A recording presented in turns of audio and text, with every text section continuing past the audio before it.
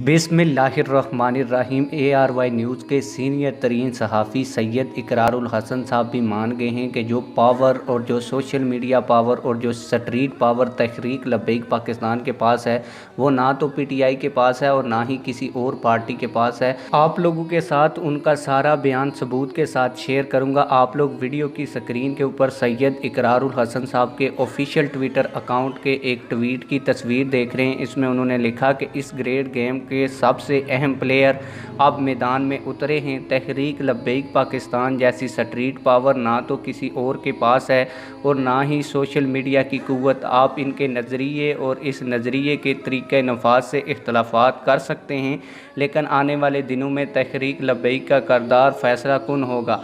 आप लोगों को बताता चलूँ कि उनके इसी ट्वीट के नीचे PTI के कुछ लोग ये कह रहे हैं कि सिर्फ जो स्ट्रीट पावर है वो PTI के पास है और किसी जमात के पास नहीं है। तो मैं उन लोगों को बताता चलूँ कि आपके इमरान खान साहब 1 महीना हो गया है लोगों को कॉल दे रहे हैं कि एहतजाज करें, लेकिन उनके कहने के ऊपर कोई एहतजाज नहीं कर रहा, यानी कि उनके पास स्ट्रीट पावर नहीं है।